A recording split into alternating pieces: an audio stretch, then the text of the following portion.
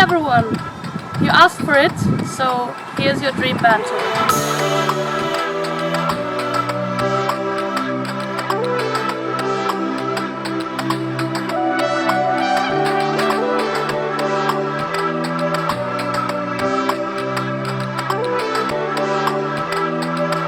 So this is the inside. We have our kitchen part, bed part, which is quite high, and you will probably know why. Bathroom, our sitting area with a good view, and the driver's part. So this is our kitchen block. Pretty nice. We have a big surface for working, where we can also put the stove if we want it. A sink that plugs into the surface. If you need it, you can just lift it, use it, and plug the board back in. We have some shelves, a top shelf, and a lot of drawers. They all open through this knob. They have a good slide out. This, for example, is where we have our cutlery, our pans, our pots, everything.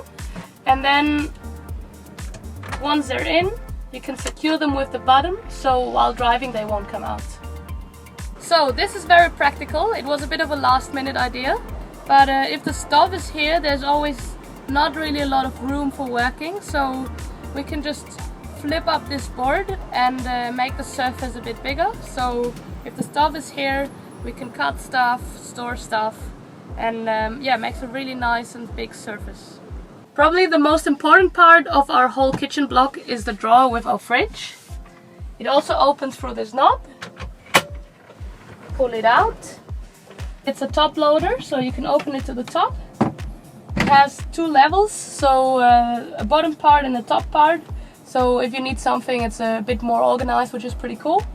And yeah, you can also put the temperature that you want. Right now we have it on 5 degrees, but we can also put it on 0 degrees if we want to. But we don't want to freeze our tomatoes, so we usually put it on 5. So this is our bed part. It is quite high, but it's also very cozy. We sleep with the two of us and it's no problem. It's 130 wide. On the side here we have the 3 big wardrobes where we have all of our clothing and enough space to store everything that we need. The cool thing about these doors is that they open 180 degrees. So they open like this and you can see everything, put everything in, and close it like this.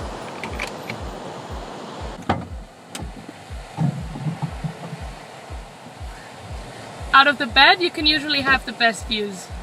So this is our bathroom. If you've been camping, you know how handy it is to actually have an own toilet. We are using a composting toilet which separates the solids and the liquids. It's very handy and actually not as disgusting as you think. So this here is our sitting area. We use it for working, for eating. We usually eat with the two of us here together. It's perfect. And the nice thing about this bench is that it's also a box where we can store some food, the gas, water, everything we need. Don't forget to close it, because otherwise while driving it's gonna slide out. And then the cool thing is we have a window right at the working area, so you can easily get distracted watching the wind.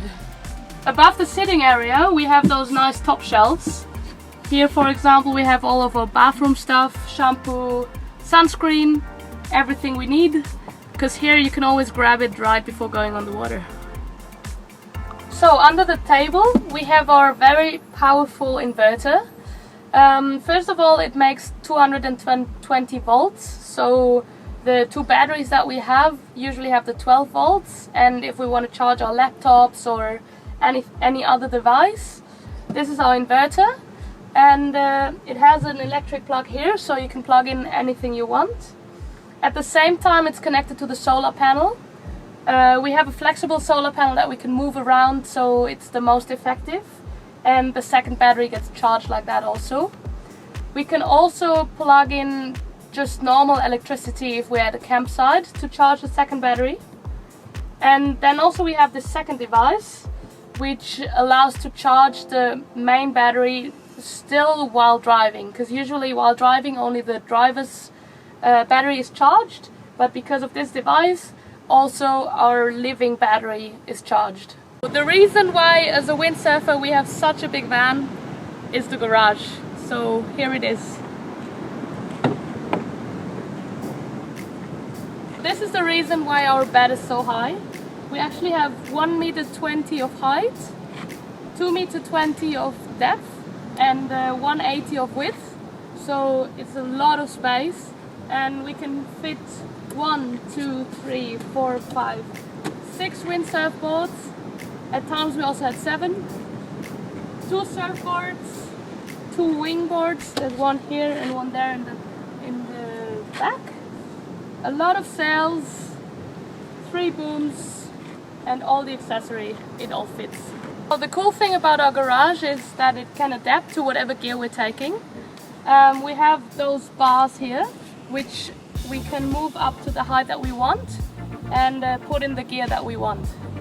So this is what our garage looks like if we pull out the top level of boards. You can see the bars that are height adjustable. They just go out to the top like this. They have this insulation on top, which is cool also because like this the boards won't get damaged. And then on the side here you can see the system. Screw it out. That's what they look like.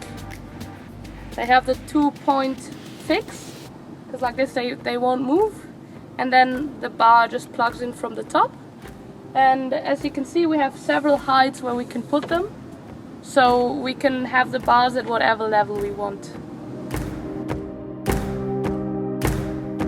For me it's really the first time that I'm traveling in such a big car, and it's definitely challenging at times to park in the cities or to navigate, to make it onto the ferries backwards, but at the same time it's so nice because the van gives me so much flexibility and freedom.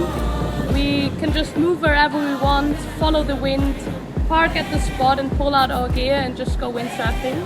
So I'm super thankful to Alptor for making all of this happen and supporting me on my way.